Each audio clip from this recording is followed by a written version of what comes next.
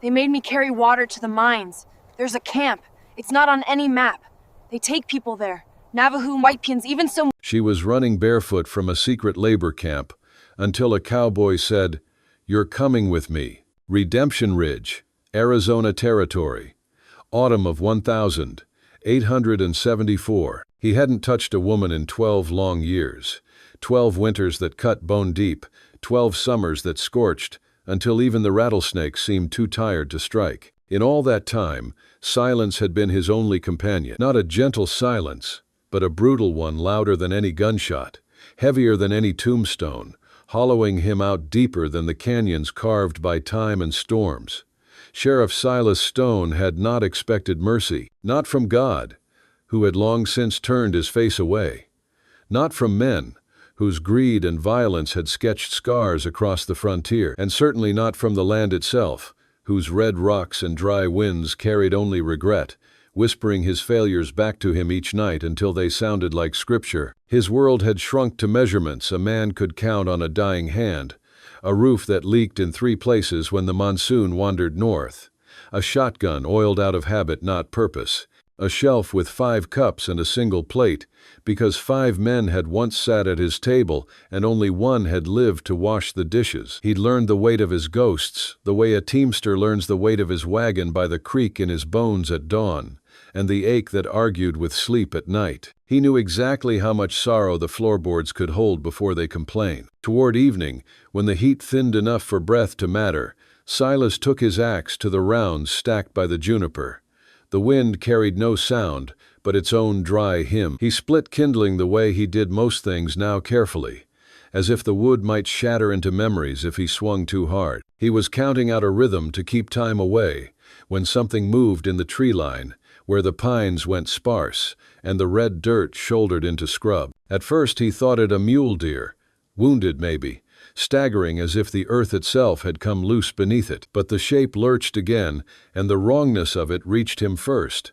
There was no animal in the world that looked that human when it fell. The figure stumbled free of the brush, barefoot, filthy, wrapped in nothing more than a torn strip of white cloth that clung like a lie. She came as if death had her by the ankles, and the only thing left to choose was which direction to fall. The last 40 feet were not steps but refusals, each one smaller than the last, until she simply folded in the dust a few yards from his boots, as if the desert had finally claimed her name, and only the body remained to sign the paper. She didn't scream. She didn't offer a name or a reason. Only 2 words broke from her throat, raw and ragged, a prayer said to no one who listens. "Please, don't." The axe slipped from his hand and thudded into the dirt between them. For a beat the world tilted, the horizon sliding like a loose picture on a wall. He felt his breath lock behind his ribs, the way a horse balks at a bridge it can't trust. He didn't know where to put his hands or his eyes, and the confusion shamed him, because once he had been a man who knew what to do when people bled and begged.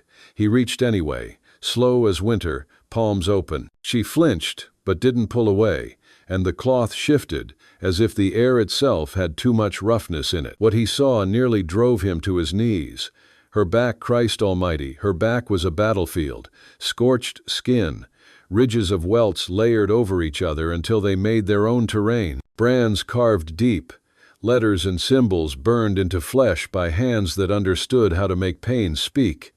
One scar jagged like broken iron, another crowned like mockery. But buried under it all, faint and stubborn as a seed under ash, was a sun symbol, the sacred mark of the Apache.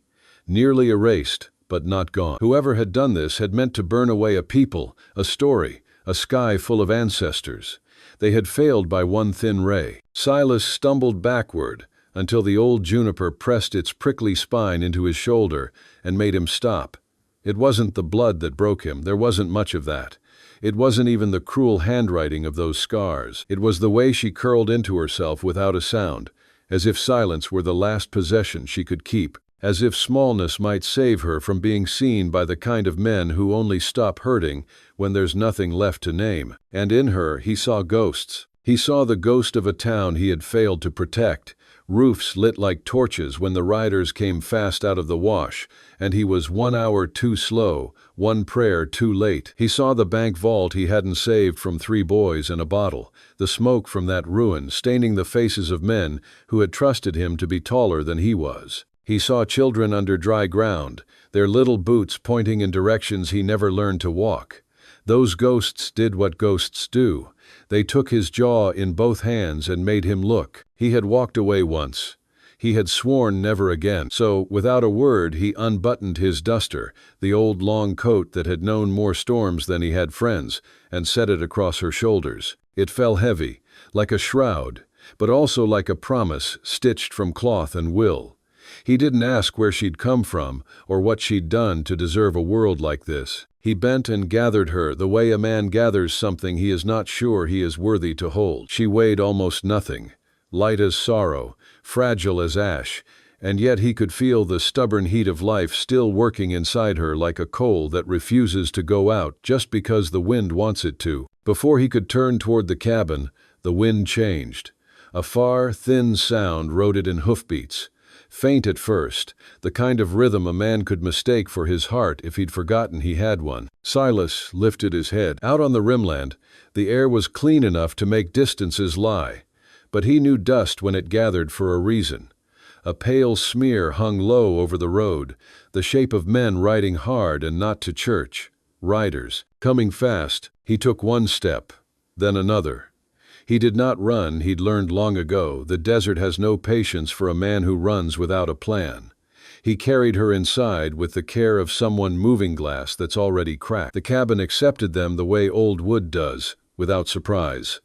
The air smelled like cold iron, coffee long gone bitter in a tin, and juniper smoke that had soaked into every board. He laid her on the narrow cot against the back wall, the same planks that had held him through 3 winters of fever and a spring that tried to drown him in memory. He moved as if sound itself were a weapon he might hurt her with. She did nothing at first but clutch that coat tighter, curling into its hollow as if it were something she remembered from a kinder life.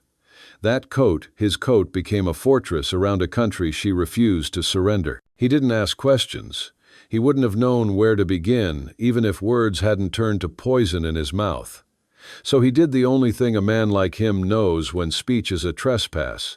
He built a fire. Not for warmth, summer hadn't given up its hold yet, but for sound. The crackle gave the room a heartbeat, a human noise to lean against when the mind wants to climb out of itself. She lay motionless, but her eyes kept moving, catching every shadow like they owed her money. Every creak of the floorboards, every sigh of wind fingering the shutters, every pop from the pine knots made her flinch the way a horse flinches when a whip moves in a different room. She was waiting for a door to burst open, for fists, for flame, for the end to circle back and finish what it had started. It took nothing to see she had been trained by terror to expect it. Silas busied his hands the way men do when the truth has them cornered. He boiled coffee, bitter and black, because he didn't know how to make it any other way.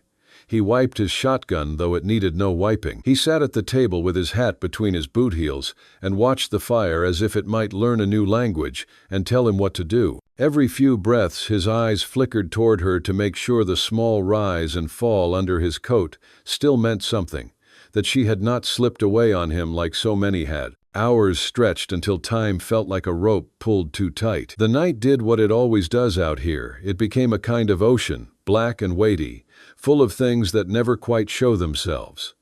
Then finally she stirred. Slowly, like someone learning how to be in a body again, she turned her head. For one fragile heartbeat, her eyes found his. There were no words in that look, no gratitude, no plea, no tears. Just the faintest flicker of something buried in ember, refusing the draft. It was the look a person gives a ledge when they are thinking about not jumping.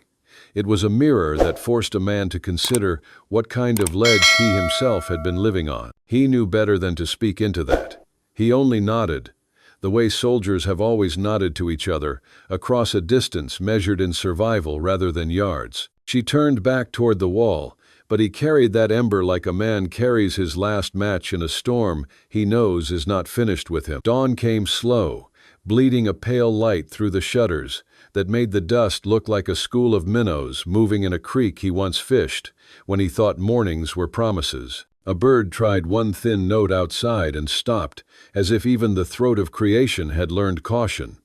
When he heard her voice, it was so faint he almost took it for a trick of the coals. Water. There. He moved careful, not because he was afraid of spilling, but because he was afraid of breaking whatever bridge had just appeared between two islands that didn't trust boats. He filled a dented tin cup and placed it in her hands, then stepped back as if distance might help her drink.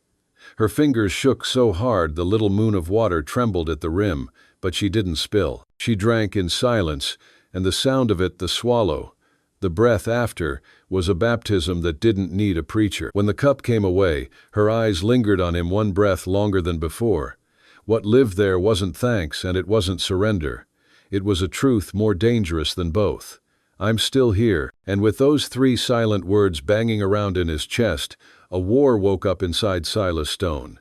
Because he knew that sip of water had lit a fuse no wind could smother, no lawman could ignore, no memory could bully back into the dark. Somewhere out on the rim of the desert, hoofbeats were already pounding. He had heard them in the evening's dust and in the sleep that wouldn't hold. Men were coming who believed a brand could own a soul, and a deed could own a life. He could feel the old weight settling over his shoulders, badge or no badge, name or no name, the weight a man picks up when he chooses a side and understands what it will cost. He stood, as if his bones had remembered something his mind had forgotten, and checked the shells in his gun by touch. He went to the door, cracked it with 2 fingers, and watched the road where it snaked through the low country like a tired river. The sky had the color it gets, just before heat makes it cruel. On the horizon, a smear of dust lifted again, thin but certain. Riders, no longer a rumor. He closed the door as gently as a man can close, a door he may have to kick open in a minute. He turned back to the cot where she lay with his coat as a rampart and the fire as a witness. His voice sounded like old leather when he found it. "You're safe here." It wasn't a promise he had any right to make. It wasn't even true in a way facts like to be true. But it was a line he was laying down in the dirt, a place to stand. And for the first time in 12 years, he felt the terrible, beautiful weight of being alive, not as a sentence but as a choice. He thought the worst had passed. He was wrong. The real storm was only beginning. The cabin was warmer than the desert night, yet even in summer the Arizona hills carried a bite that reached through skin into bone. Silas laid her gently on the narrow cot against the back wall, moving with the reverence of a man handling something already cracked, something that might splinter if the air pressed too hard. She said nothing, did nothing, only clutched his coat tighter, curling herself into the hollow of her own frame, as though ribs and fabric together could shield her from the weight of memory. That coat, his coat, was no longer just cloth. It was fortress, shroud, and fragile sanctuary all at once. Silas didn't ask questions. He didn't dare. He wouldn't have known where to begin, even if words had not already turned venom in his throat. So he did the only thing a man like him knew when silence was poison. He built a fire, not for warmth, not even for light, but for sound, the steady crackle of logs splitting in the flames. A heartbeat for a house that had long forgotten what it meant to keep one. She lay motionless, but her eyes betrayed her, darting to every shadow, every groan of the rafters, every sigh of wind slipping through shutters. She was waiting for the door to explode inward, for fists and boots, for fire to devour what little safety the night promised. Every sound, no matter how small, shot through her like a whip across open flesh. She flinched so hard her ribs shuddered beneath his coat, as if even her own breathing threatened betrayal. Hours dragged like years. The silence between them was not the silence of peace, but of graves, of trenches where boys went in whole and came out as names carved in stone. Silas sat hunched at the table, hands restless. He scrubbed at a shotgun already clean. He boiled coffee blacker than coal, its bitter steam clawing at his nostrils. His eyes stayed pinned to the fire, though every few moments they betrayed him, flicking toward her, counting the rise and fall of her chest, the way soldiers count artillery, to measure how long until death reaches them. She was breathing, still here. At last, she stirred. It was so slight, the creak of the cot's rope could have been mistaken for the house settling against wind. Slowly, painfully, she turned her head. And then, for one fragile heartbeat, her eyes found his. There were no words there, no thanks, no plea. Just a faint flicker of something smoldering, an ember long buried, smothered by years of cruelty, yet stubborn enough to survive. It was not hope. Hope is brighter. This was darker, sharper. The refusal to die when dying would be easier. Silas knew better than to speak. He only nodded, slow as stone eroding under rain. A nod not of comfort but of recognition. The kind soldiers gave each other across battlefields, acknowledging survival. Nothing more, nothing less. She turned back to the wall, but that ember had already buried itself in him, hot and unrelenting. Like a coal he dared not drop. Dawn crept pale and slow. Light bled through the shutters, thin as watered-down blood. The first bird dared a single note outside, fragile, uncertain, like a child whispering into a storm. And then, at last, she spoke. Water. Her voice scraped the air like rusted iron dragged across stone. Faint, fractured, but undeniable. Silas moved careful, as though one wrong step might send her vanishing back into shadows. He filled a dented tin cup, placed it in her hands, and stepped back. Her fingers shook so violently the water trembled near spilling, but somehow she held it. She drank in silence, and the sound of her throat working simple, human, alive struck him harder than any bullet ever had. When the cup lowered, her eyes lingered on him one heartbeat longer than before. Still no gratitude, still no surrender, only truth. I'm still here. And Silas Stone, sheriff of nothing, keeper of ghosts, felt war ignite inside him.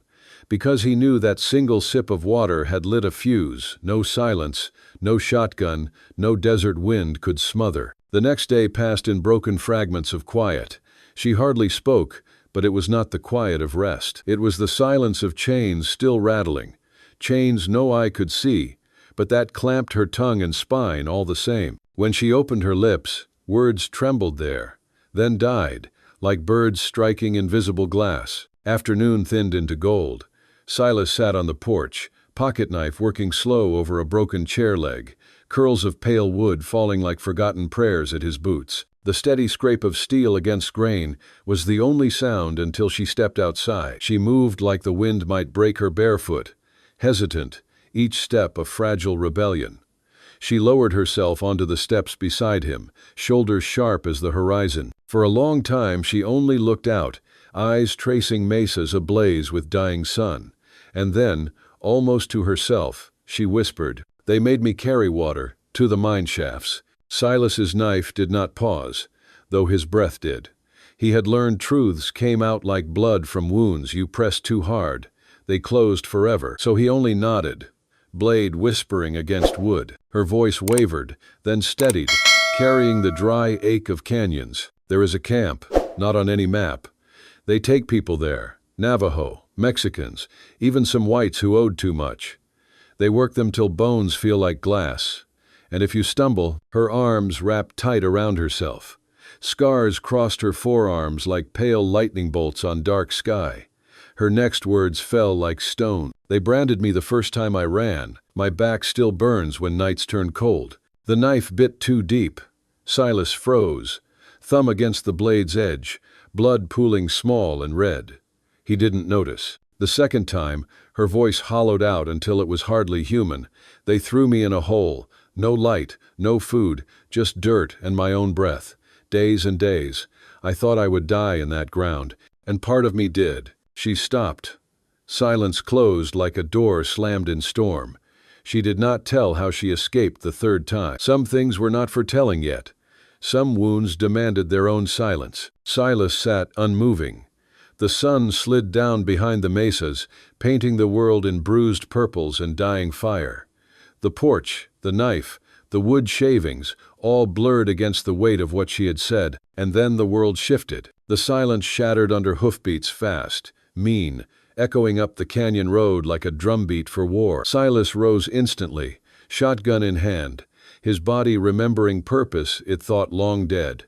He motioned her inside. Naya froze. instincts clawing awake in her bones, then obeyed, moving like every shadow was a whip waiting to strike. The rider came into view, not cowboy but parasite vest too fine for these lands, greasy mustache masking cruelty in the mouth. He looked like a banker who'd bet souls instead of silver and wanted payment in blood. His eyes found Naya clinging to the doorway. "Naya," he called, voice sweet as poison. "One chance to come back quiet." Silas stepped off the porch, shotgun loose but ready, his shadow stretching long against the dust. His voice cut low, roughened by years and regret. "She's not going anywhere," the man sneered. "Old-timer, the law don't stretch this far. Ain't up to you." The click of Silas's shotgun echoed louder than thunder. He didn't aim, not yet, but the sound carried weight enough to silence birds in trees. "This is my land." "No." For a heartbeat, the rider measured him. Then he spat into the dirt, tugged reins, turned his horse. But the look he threw back promised return, and not alone. The desert swallowed his departure, leaving only the rasp of Silas's breath and the thin, terrified beating of Naya's heart against the cabin wall. He lowered the shotgun slowly, the old ache in his ribs flaring. This was no end. This was prologue. That night, Silas sat long with rifle across his knees. He did not cut wood, did not drink coffee, did not sleep. The fire whispered low, and Naya's breathing behind him was the only rhythm keeping his ghosts from speaking too loud. He wrote a note to Jed Hale, old brother in arms, ink heavy as regret, because the storm had only begun. The morning came brittle and thin, light leaking through the canyon like a wound refusing to close. The cabin stood in its silence, fire nothing but ash, and Naya's breath shallow as she lingered near the wall, wrapped still in his coat. Silas had not slept. He had sat the long night with shotgun loose across his lap, his body remembering the way war waits in silence. The hoofbeats from the evening before still rang in his ears, echoing like ghosts refusing to die. He knew men like that rider. They were not scouts. They were not messengers. They were warning serpents slithering ahead of something worse. And the desert had taught Silas one cruel truth. Warnings were never idle. It came at dawn. The door buckled under the weight of a boot, iron hinges screaming. Slade didn't knock. He entered the way plague enters swift, stinking of arrogance, with two gunmen flanking him like shadows trained to kill at a glance. Slade's hat was broad, and his vest finer than this land deserved, but his smile was the thing that carried rot. "Sheriff Stone," he drawled, voice oiled with false courtesy.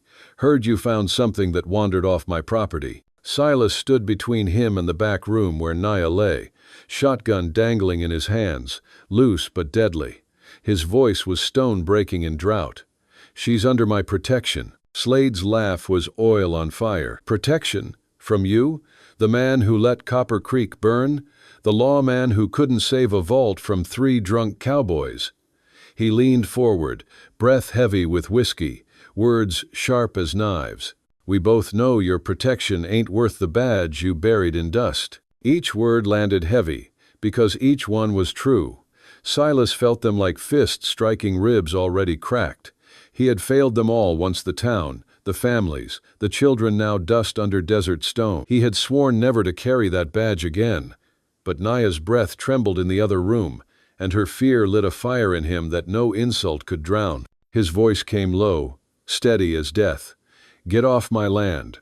Slade smiled, a razor edge gleaming in dawn light. From his coat he pulled a paper, yellowed but sharp in its cruelty. "Your land?" he sneered. "Bought this morning. Deed says otherwise. Legal and binding. You got till sunset to vacate. Bring the girl. She and me. We got unfinished business." He let the words hang like a noose. Then he turned, spurs grinding against wood. His men followed, boots heavy, leaving the stench of power behind them. When the door slammed, silence poured back in like smoke after fire. Naya stepped out, bare feet hesitant, her face pale as moonlight. Her whisper was sharper than a scream. "He owns everything. The mine, the law, even the ground under us. There's nowhere to run. He'll keep coming." Low. Her words hit Silas harder than bullets. She was right. Slade wasn't just a man. He was a system, a disease that had rooted itself into law, deed, and gunpowder. To fight him meant to fight the very weight of the territory itself. That night, Silas wrote to Jed Hale, his old brother in arms, now Marshal. The ink bled heavy across the paper, each word pressed down like a prayer scrawled in gunpowder. He asked for help, not mercy, not salvation, just men with rifles who remembered what it meant to stand. But even before the ink dried, dust rose again on the horizon. Slade had no patience for sunset. 3 days crawled by. Quiet days, but not the kind that heal. This was the waiting, quiet, strung taut like rope about to snap. Even the wind seemed to choke on it. Coyotes fell silent at night, their cries carried elsewhere, leaving the canyon hushed as a tomb. Silas stayed near Naya, his shadow never far from hers. He didn't cut wood, didn't mend fences. He only cleaned the shotgun again and again, barrel shining like Sunday silver, each stroke the repetition of a prayer older than church. Naya watched him, her silence heavy. She knew storms. She knew this one. Then the stillness broke. Late afternoon. The air went wrong, birds gone, insects fled, the creek itself sounding choked. From the canyon mouth came the roll of dust, rising heavy under the hooves of 3 riders. They came not like ranchers, not like lawmen. They came like men who knew no one would stop them. Naya stood in the doorway, her breath shallow. Her hand clutched his coat still, though her body trembled with instinct, an instinct trained by pain. Hide, obey, survive. One of the riders was the man from before, smug with promised revenge. Beside him, 2 others leaned low in their saddles, rifles glinting. Their voices cracked the stillness. "Step aside, old man." Silas's boots, rooted into the earth. His face was carved from something older than stone. He did not move. The second rider's hand twitched toward his belt. Silas did not wait. The shotgun thundered, a roar that split the canyon like judgment itself. The man screamed, toppled from his saddle, legs spilling blood into dust. Horses reared, dust exploding, the ground choking on violence. The others froze. They had come for an old relic, a broken sheriff. Instead, they found the ghost of war, eyes steady, unshaken, carrying the kind of silence men don't walk away from. But this wasn't the end. Slade had prepared. From behind the ridge came more riders, torches flaring like the fires of hell itself. A dozen men, voices rising in cruel unison. They surrounded the cabin, dust choking, flames licking sky. "Last chance, Sheriff," Slade's voice rang, dripping with venom. "Send her out, or we burn you both where you stand." Naya's breath broke sharp behind him, the kind of sound a heart makes when it remembers too much pain. Silas cocked the shotgun again, knowing he was outnumbered, outgunned, out of time. But for the first time in 12 long years, he wasn't running from a fight. He stepped forward, shadow long against the rising torches, voice steady as the land itself. "She's not yours, she never was." And with those words, the desert seemed to hold its breath, waiting for blood to write its next scripture. The sky deepened into scarlet, the kind of red that remembers massacre. Naya stood behind him, trembling, yet her eyes lit with something fiercer than fear. Silas knew then, this battle would not just be his. The canyon exploded with the sound of gunfire. Lead tore air apart. Wood splintered. Horses screamed. The cabin walls shuddered under the fury of men determined to erase a single soul. Dust rose thick as smoke, turning day into nightmare. Silas fired until the shotgun's barrel glowed hot, until each blast rattled through his bones. He was outnumbered, outgunned, drowning in fire and hate. But inside his chest, something long dead stood up. This was not just survival. This was defiance. This was redemption, fought one bullet at a time. And as Naya gripped the rifle he had pressed into her hands days before, her eyes steady, her breath sharp, Silas realized that the broken sheriff and the branded woman had become the same thing, 2 ghosts who refused to be buried. The breaking point had come, and neither of them intended to break. Midnight did not fall so much as it bled. The canyon walls glowed in a fevered orange, firelight licking them until they looked carved from molten stone. The first flaming arrow split the dark and buried itself in the cabin's roof. Then another, and another. until sparks rained down like a cruel imitation of stars. The night had turned into Hell's Cathedral, its hymn a chorus of gunfire. Naya was at the window, rifle braced, her face lit in flashes, half shadow, half fury.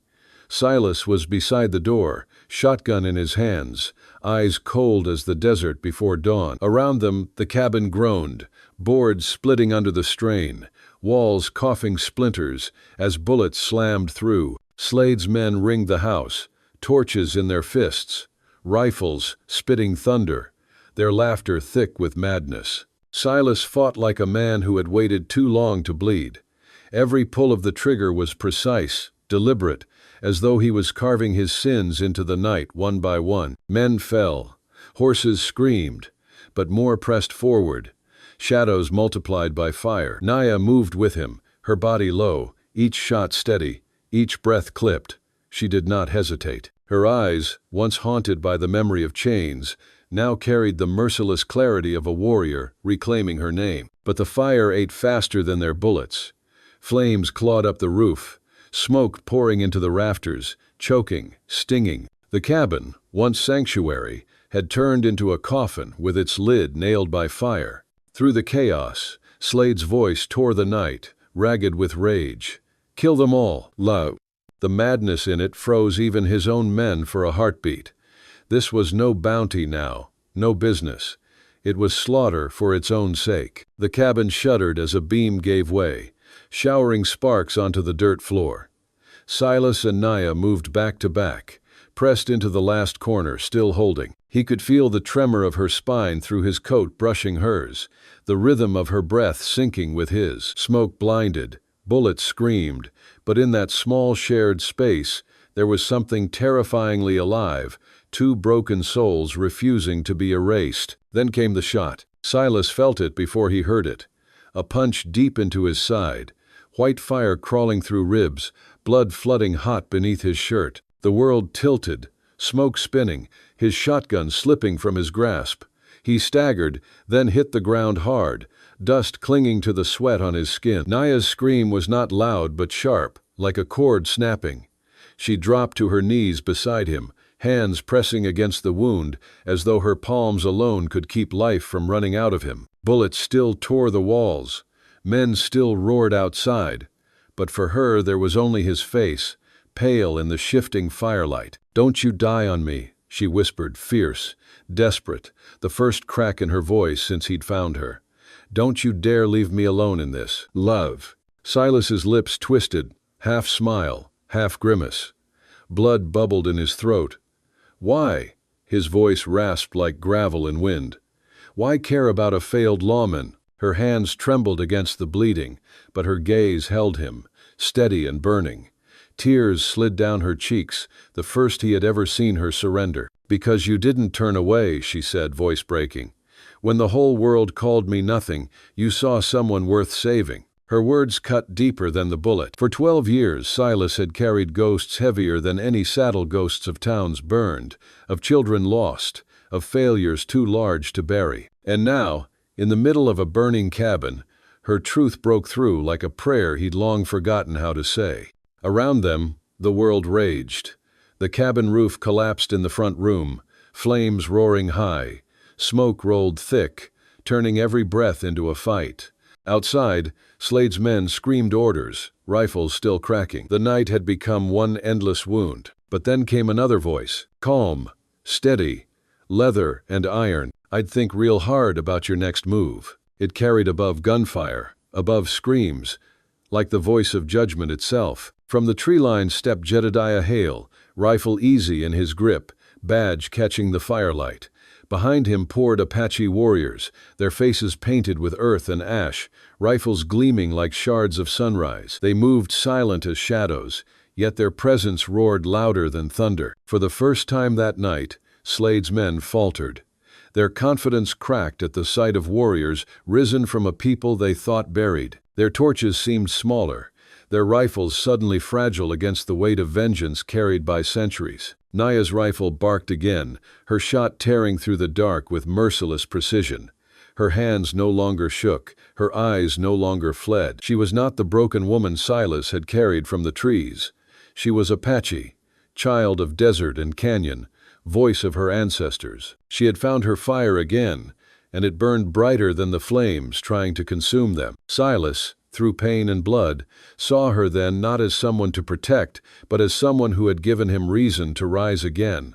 Her strength poured into him like breath forced into dying lungs. He gritted his teeth, pressed his hand over hers at his wound, and whispered hoarse, "Still here." The tide turned. Gunfire echoed sharp as lightning strikes.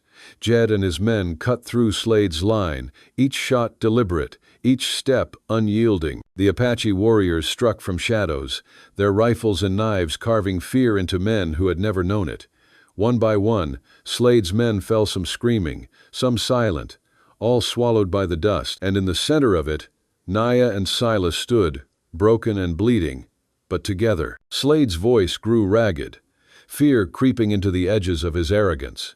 His men wavered, their torches dropping, their horses panicked. The fire they had lit turned against them, smoke curling like the breath of angry gods. The madness in Slade's eyes shifted to desperation. "You'll die for her," he screamed into the night. "Both of you." But his words no longer carried. The canyon had chosen sides. The battle raged on in burning ruin, hand to hand, blade against rifle, screams mixing with fire, until the night became one endless lament. Silas fought through pain, his body failing, yet every swing, every shot was a refusal to surrender. Naya fought with him, back pressed to his, their strength twined like roots gripping stone. And when the dust began to settle, when gunfire gave way to silence, the truth stood plain. They had not been erased. They had survived. Yet survival was not victory. Silas lay slumped against the cabin wall, blood still pouring, Naya's hands still pressed desperate against him. Smoke curled above, stars returning timidly to the sky. Jed stood near, face grim, while Apache warriors gathered, their rifles slack, but their eyes burning. For Silas, breath came jagged, broken. But when he turned his head, Naya's face filled his vision, tear-streaked, fierce, alive. And for the first time in 12 long years, he understood something cruel and beautiful.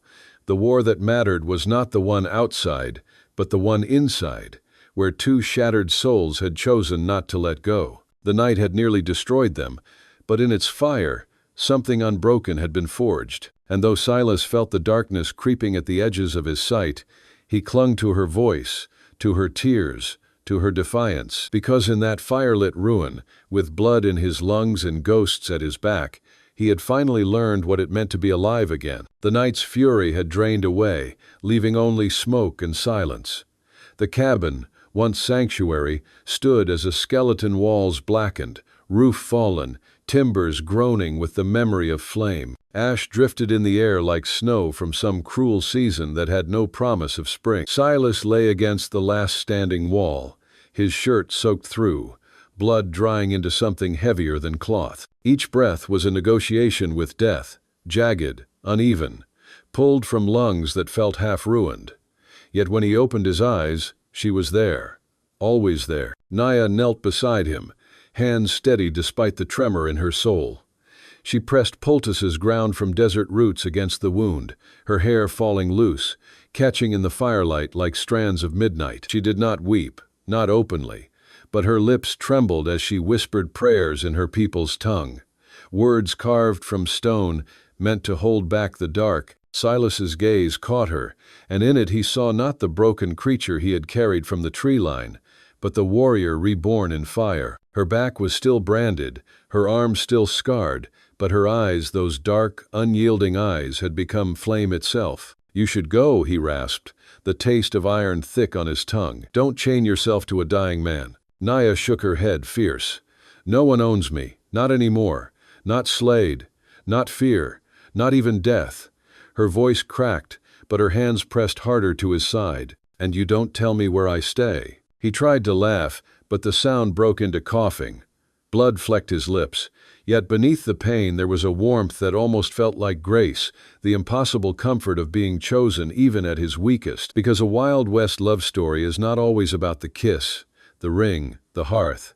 Sometimes the greatest romance is the rediscovery of one's own soul in the reflection of another's eyes. Sometimes the truest love is the gift of freedom, the choice to walk into the rising sun knowing the road is not over, but finally yours to claim. Because in the West, stories don't end.